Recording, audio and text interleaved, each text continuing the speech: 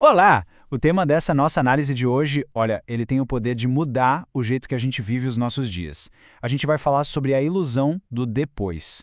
Vamos desvendar por que a gente adia tanto os nossos projetos mais importantes e o que é mais crucial, como é que a gente pode quebrar esse ciclo para começar a construir a vida que se quer hoje.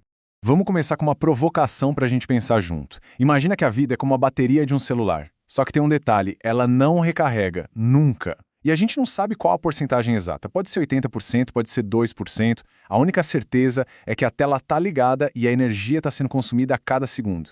O que mudaria nas decisões do dia, agora mesmo, se essa fosse a realidade? Essa pergunta já nos joga de cara numa verdadeira colisão de mentalidades. De um lado, a gente tem a mentalidade comum, que todo mundo já usou um dia, vou fazer isso quando tiver tempo. Do outro vem a visão, assim, cortante de Sêneca. O tempo é agora, o futuro é incerto. A mentalidade comum trata o tempo como se fosse uma conta bancária com fundos infinitos, sabe? Mas a visão estoica nos lembra que estar ocupado com o que não importa não é produtividade, de jeito nenhum. É o maior de todos os desperdícios. E é justamente essa ideia de tempo infinito que constrói as armadilhas mentais que sequestram a nossa atenção. Vamos dar uma olhada em 3 grandes ilusões que nos fazem adiar aquilo que é de fato mais essencial. Ok, essas 3 ilusões são, primeiro, a ilusão da abundância futura, que é aquela crença de que sempre vai ter mais tempo amanhã. A segunda é a falácia da vida calma, a espera por um momento perfeito que, nunca chega. E por fim, o custo da procrastinação existencial, que é, basicamente, adiar a própria vida.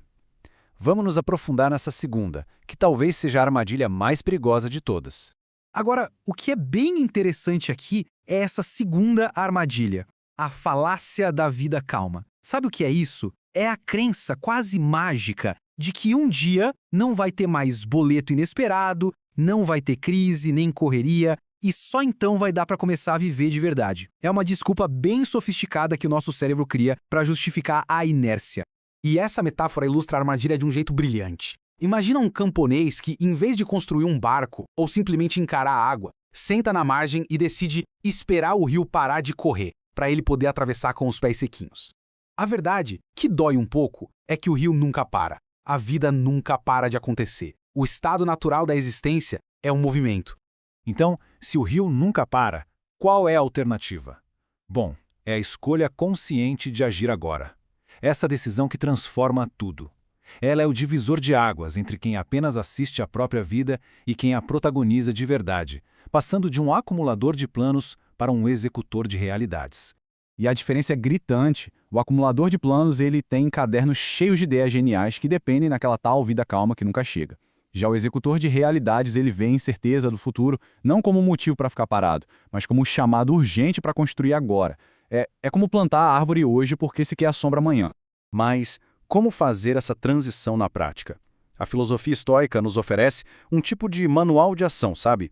Ele é baseado em 3 pilares fundamentais para construir a vida no agora e cultivar o que a gente chama de pressa sábia.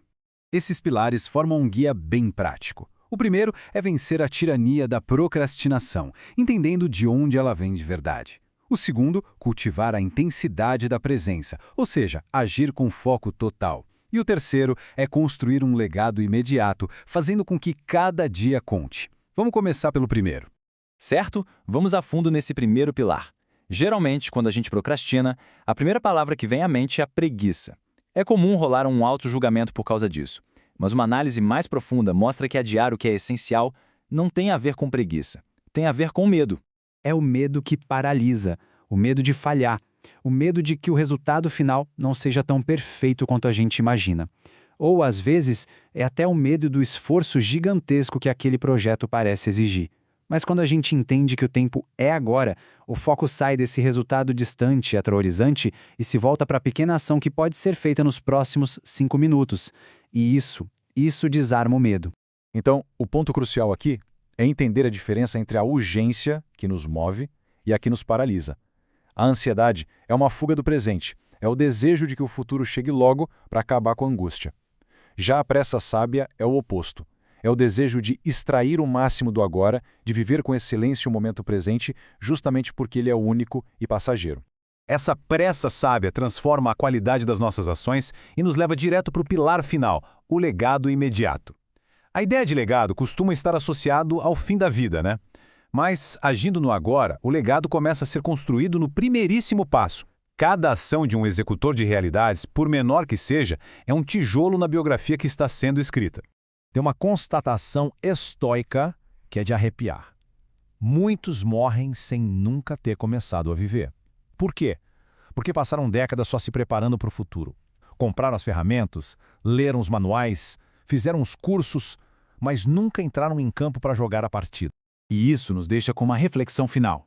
Se cada ação executada hoje, desde uma tarefa rotineira até o primeiro passo num grande projeto, é uma frase sendo escrita na nossa biografia, a pergunta que fica é: qual o gênero do livro que está sendo escrito neste exato momento? É um suspense cheio de ansiedade? Uma tragédia sobre a espera? Ou será que é possível, a partir de hoje, transformar essa narrativa em um manifesto vigoroso de ação no presente? Fica o convite para que cada um observe as páginas do próprio livro sendo escritas. Se esta exploração trouxe algum valor, inscreva-se para mais análises como esta, deixe sua reflexão nos comentários e compartilhe com quem também precisa parar de esperar o rio secar. Muito obrigado pela companhia e até a próxima!